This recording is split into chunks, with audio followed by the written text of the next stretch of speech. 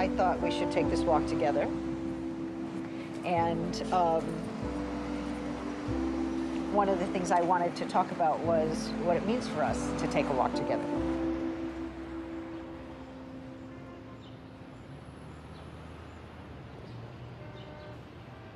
When I first asked you about this, you told me you take walks, you take strolls. I do. And can you say something about what that is for you?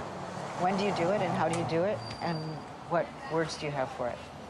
Well, I think that I always go for a walk, probably every day I go for a walk. And I always tell people that I'm going for a walk, so I use that word. And most of the disabled people who I know use that term also. Which environments make it possible for you to take a walk? I moved to San Francisco largely because it's the most accessible place in the world. Yes. And part of what's so amazing to me about it is that the physical access, the fact that the public transportation is accessible, there's curb cuts. Most places, most places I'll go, there's curb cuts, buildings are accessible. And what this does is that it also leads to a social acceptability. That somehow, because there's physical access, there's simply more disabled people out and about in the world. And so people have learned how to interact with them and are used to them in a certain way. And so the physical access actually leads to a social access and acceptance. It must be nice not to always have to be the pioneer. Yes, right? The very definitely. first one they definitely. First disabled person they've ever seen. And yes, I do, speak and think and talk and move and enjoy life and suffer many of the same heartaches that you do. And anyway, but what I'm wondering about is moving in social space, right? Moving, all the movements you can do and which help you live and which express you in various ways. Do you feel free to move in all the ways you want to move? I could go into a coffee shop and actually pick up the cup with my mouth and carry it to my table. But then that becomes almost more difficult because of just the normalizing standards of our movements. Yes. And the discomfort that causes when I do things with body parts that aren't necessarily what we assume that they're for, that seems to be even more hard for people to deal with. Is that somebody's shoe? Someone's shoe. I wonder if they can walk without it. Yeah. I'm just thinking that nobody takes a walk without there being a technique of walking. Yeah. Nobody goes for a walk without there being something that supports that walk outside of ourselves. And that maybe we have a false idea that the able-bodied person is somehow radically self-sufficient. Yeah. It wasn't until I was in my early 20s, about 20 or 21, that I became aware of disability as a political issue. And that happened largely through discovering the social model of disability, which is basically, in disability studies, they have a distinction between disability and impairment. Yeah. So impairment would be my body, my embodiment right now. The fact that I was born with arthrogryposis, which affects, or what the medical world has labeled as arthrogryposis. But basically that my joints are fused, my muscles are weaker, I can't move in certain ways. And this does affect my life in all sorts of situations. For instance, there's a plum tree in my backyard, and I can't pick the plums off the plum tree. I have to wait for them to drop or whatever. But then, and so there's that embodiment, our own unique embodiments. And then there's disability, which is basically the social repression of disabled people. The fact that disabled people have limited housing options, we don't have career opportunities, we're socially isolated, we're You know, in many ways, there's a cultural aversion to disabled people. So would disability be the social organization of impairment? The disabling effects, basically, of society.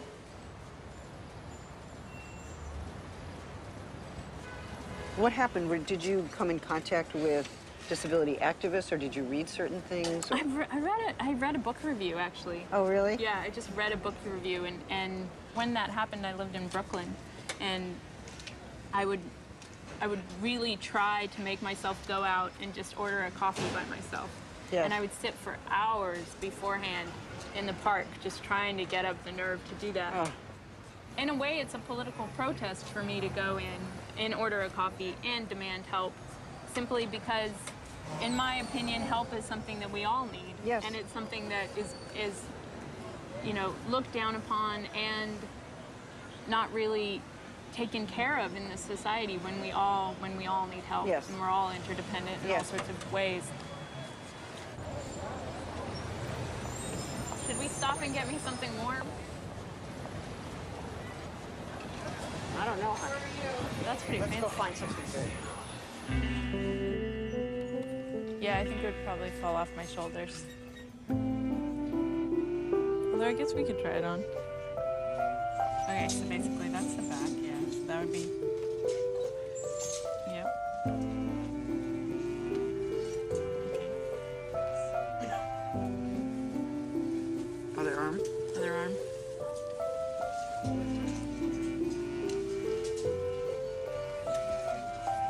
And I like it. It's stylish. It's very stylish. Okay. It's kind of, you know, sporty and fancy. It's gonna be a new show, Shopping with Judith Butler. For the queer eye. Maybe I can just get it while wearing it. Hey. Hi. We put the sweater on. Yeah, So we just I'm wanna actually buy buying it. this one that I'm wearing. So it's by weight. Oh, it's by weight? Yeah. Can we I guess? could probably just do it for $4. That sounds Okay. good. Here you go. Can you read the bills first and then Sure. give it to you? Oh, I just meant Oh, to. you just what? Yeah, I just can't hold both at the same time. There you go. Thanks. Thanks so much.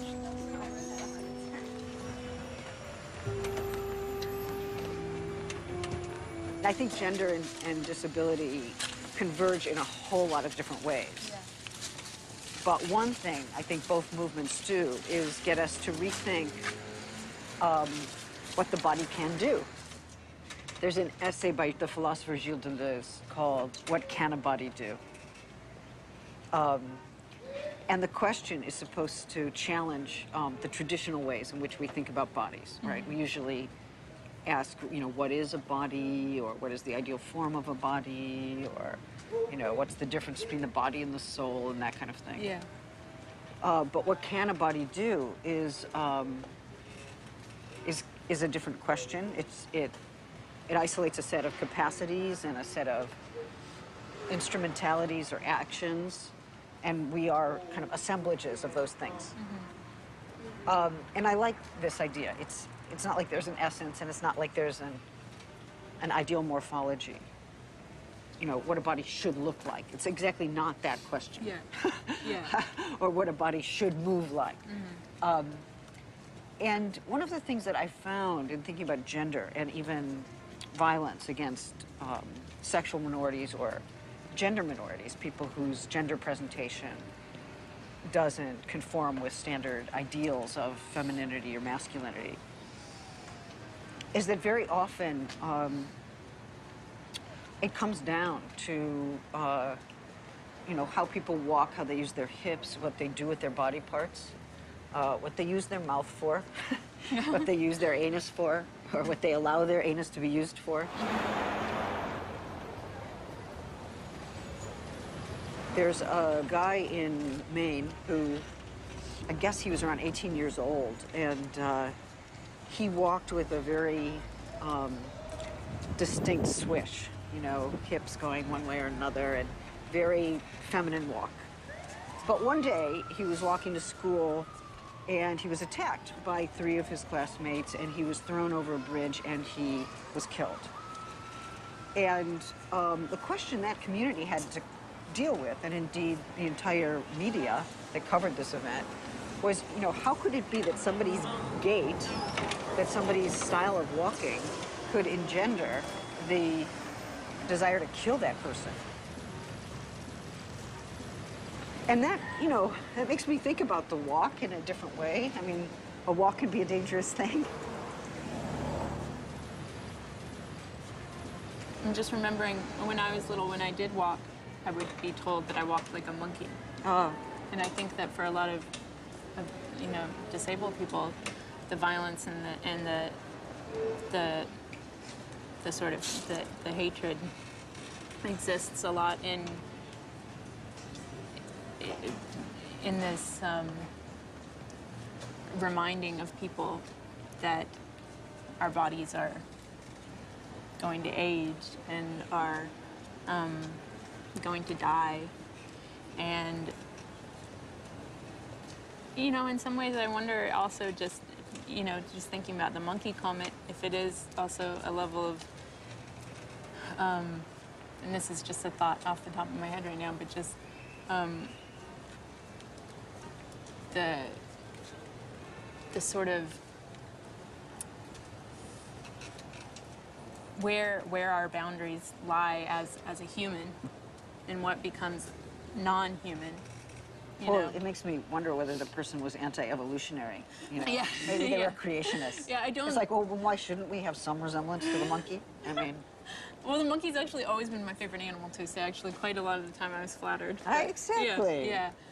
But that when in those in between moments of, you know, in between male and female, or in between death and health, when do you still count as a human? My sense is that what's at stake here is really rethinking the human as a site of interdependency. Mm-hmm. And I think, you know, when you walk into the coffee shop, right, if I can go back to that moment for a moment, and you ask for the coffee, or you indeed even ask for some assistance with the coffee, you're basically posing the question, do we or do we not live in a world in which we assist each other? Yeah. Do we or do we not help each other with basic needs?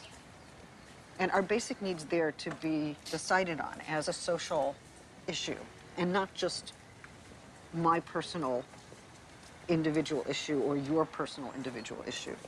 So, I mean, there's a challenge to individualism that happens at the moment in which you ask for some assistance with the coffee cup. Yeah, yeah. And hopefully people will take it up and say, yes, I too live in that world in which I understand that we need each other in order to address our basic needs. Mm-hmm. You know, and I want to organize a social and political world on the basis of that recognition.